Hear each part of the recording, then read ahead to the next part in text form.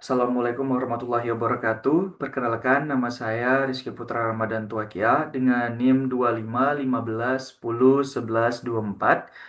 Kali ini saya akan menyelesaikan ujian akhir semester mata kuliah agama Islam yang telah diberikan. Masuk ke yang pertama, yaitu adalah proses berkeimanan dan kebenaran mutlak. A. Al-Quran sebagai firman Allah dan terjaga keasliannya. Al-Quran merupakan kitab suci umat Islam yang diturunkan Allah Subhanahu wa Ta'ala kepada Nabi Muhammad SAW melalui malaikat Jibril sebagai petunjuk hidup manusia.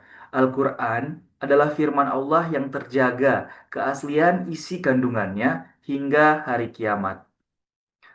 Hal ini dijelaskan dalam Quran Surah Al-Hijr ayat 9, yaitu sesungguhnya kamilah yang menurunkan Al-Quran dan kami pula yang benar-benar menjaganya. Ayat ini menjadi bukti bahwa Allah sendiri menjamin keaslian Al-Quran sehingga tidak mengalami perubahan sebagaimana kitab-kitab sebelumnya. Selain itu, dalam Quran Surah Al-Baqarah ayat 2 disebutkan, kitab Al-Quran ini tidak ada keraguan padanya, petunjuk bagi orang-orang yang bertakwa. Kebenaran Al-Quran juga dibuktikan melalui isi kandungannya yang sesuai dengan perkembangan ilmu pengetahuan, sejarah, dan juga kehidupan manusia. Poin B, pengalaman memantapkan keimanan dikaitkan dengan 5 hidayah. Dalam perjalanan hidup saya sendiri, keimanan tidak langsung kuat sejak awal, melainkan dia berkembang melalui proses belajar, beribadah, dan menghadapi berbagai ujian kehidupan. Saat mengalami kesulitan, saya menyadari bahwa hanya Allah tempat meminta pertolongan. Dari pengalaman tersebut, saya semakin yakin akan kebesaran Allah. Hidayahnya yang pertama, yaitu ada hidayah garizah, yaitu naluri yang diberikan Allah sejak lahir. Kemudian yang kedua, ada hidayah hisyah, yaitu kemampuan panca indera untuk mengenal dunia. Yang ketiga, hidayah akliyah, yaitu akal yang digunakan untuk berpikir dan mencari kebenaran. Yang keempat, hidayah diniyah, yaitu petunjuk melalui Al-Quran dan Rasulullah SAW. Dan yang terakhir yaitu adalah hidayah taufik, yaitu petunjuk Allah sehingga seseorang mampu mengamalkan sejarah Islam atau ajaran Islam secara istiqomah. Masuk nomor 2, Nabi Muhammad SAW sebagai teladan. Nabi Muhammad diutus untuk seluruh manusia. Pada poin A, Nabi Muhammad SAW diutus bukan hanya untuk umat Islam, tetapi bagi seluruh umat manusia. Allah berfirman dalam Quran Surah Al-Anbiya ayat 107, dan artinya, dan kami tidak mengutus engkau, melainkan sebagai rahmat bagi seluruh alam. Beliau merupakan nabi terakhir, sebagaimana dijelaskan dalam Quran Surah Al-Ahzab ayat 40, bahwa Nabi Muhammad adalah penutup para nabi. Allah mengutus nabi terakhir agar ajaran Islam menjadi penyempurna seluruh ajaran nabi sebelumnya, sehingga manusia memiliki pedoman hidup yang sempurna hingga akhir zaman. Hadis Rasulullah Shallallahu Alaihi Wasallam juga menjelaskan, sesungguhnya aku diutus untuk menyempurnakan akhlak yang mulia. Hadis riwayat Ahmad. Poin B, 4 sifat Rasul, akhlak Nabi, dan kisah yang berkesan. 4 sikap Rasul. Yang pertama, syidik, yaitu selalu benar. Amanah, yaitu selalu dapat dipercaya. Tablik, yaitu menyampaikan wahyu Allah.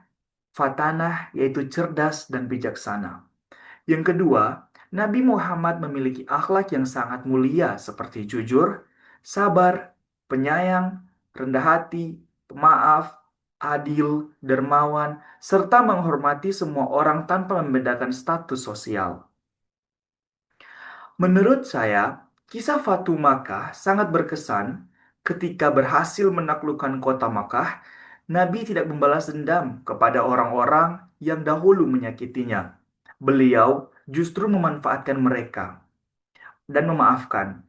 Kisah ini mengajarkan pentingnya sifat pemaaf, kasih sayang, dan tidak membalas keburukan dengan keburukan. Nomor 3, belajar sepanjang hayat. Poin A, konsep manusia sebagai makhluk belajar. Manusia diciptakan Allah dengan akal, sehingga memiliki kemampuan untuk belajar sepanjang hidupnya. Islam mendorong umatnya agar terus mencari ilmu sejak lahir hingga meninggal dunia. Seperti dalam Quran surah Al-Alaq ayat 1-5 memerintahkan manusia membaca sebagai awal memperoleh ilmu. Kemudian Quran surah Az-Zumar ayat 9. Apakah orang-orang yang mengetahui dengan orang-orang yang tidak mengetahui itu sama? Yang selanjutnya, Quran surah Al-Mujadilah ayat 11. Allah akan meninggikan orang-orang yang beriman dan berilmu beberapa derajat. Kemudian hadis Rasulullah Shallallahu Alaihi Wasallam menuntut ilmu wajib bagi setiap muslim. Hadis riwayat Ibnu Majah. Poin B, penerapan dalam kehidupan sehari-hari. Saya menerapkan ajaran tersebut dengan belajar secara rutin, dengan membaca buku, mengikuti perkuliahan dengan sungguh-sungguh, berdiskusi dengan dosen dan teman, memanfaatkan teknologi untuk mencari ilmu yang bermanfaat, serta berusaha mengamalkan ilmu yang telah dipelajari agar memberikan manfaat bagi diri sendiri maupun kepada orang lain.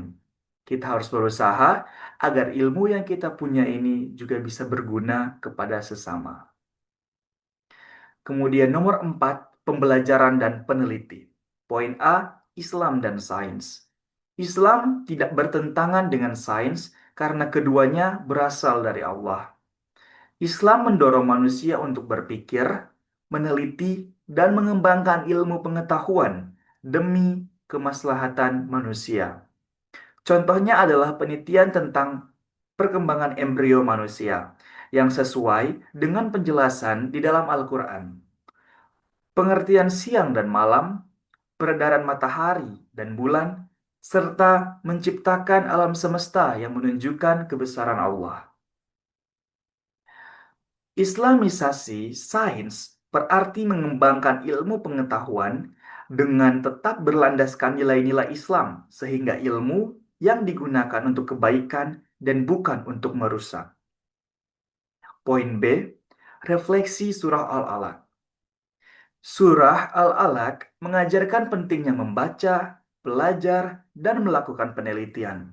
Membaca bukan hanya membaca tulisan, tetapi juga membaca alam semesta, kehidupan, dan berbagai fenomena ciptaan Allah. Sebagai mahasiswa, saya harus memiliki rasa ingin tahu, berpikir kritis, melakukan penelitian secara jujur, serta memanfaatkan hasil penelitian untuk memberikan manfaat bagi masyarakat sekitar. Yang kelima, Muslim dan Islam membangun peradaban. Poin A, faktor pendukung kemajuan peradaban Islam terbagi menjadi satu, berperang teguh atau berpegang teguh kepada Al-Quran dan Sunnah. Yang kedua, semangat menuntut ilmu. Ketiga, berkembangnya lembaga pendidikan seperti masjid dan madrasah. Keempat, munculnya ilmuwan muslim di berbagai bidang. Kelima, stabilitas pemerintahan. Yang keenam, kemajuan teknologi dan perdagangan. Yang ketujuh, sikap terbuka terhadap perkembangan ilmu pengetahuan. Yang kedelapan, persatuan umat Islam. Dan yang terakhir, pemanfaatan ilmu pengetahuan dan teknologi untuk kemaslahatan masyarakat. Poin B, penyebab kemunduran peradaban Islam. Yang pertama, umat Islam mulai meninggalkan ajaran Al-Quran dan Sunnah. Hal ini terjadi karena pada umat Islam mulai menjerumus ke ajaran-ajaran sesat. Yang kedua, menurunnya semangat belajar dan penelitian. Terkadang teknologi membuat anak-anak menjadi malas untuk mencari sebuah ilmu pengetahuan sendiri, melainkan mengharapkan kepada teknologi yang memberikan hasil instan. Yang ketiga, terjadi perpecahan politik dan konflik internal. Keempat, lemahnya kepemimpinan. Yang kelima, penjajahan oleh bangsa asing. Enam, kurangnya inovasi dalam ilmu pengetahuan dan teknologi. 7. Munculnya sikap fanatisme yang berlebihan. 8. Kemajuan bangsa lain yang lebih cepat dalam bidang pendidikan, ekonomi, dan juga teknologi. Baiklah, terima kasih. Ini yang dapat saya sampaikan. Terima kasih atas perhatian Ibu untuk presentasi saya kali ini. Saya ucapkan akhir kata, wabillahi taufiq walhidayah. Wassalamualaikum warahmatullahi wabarakatuh.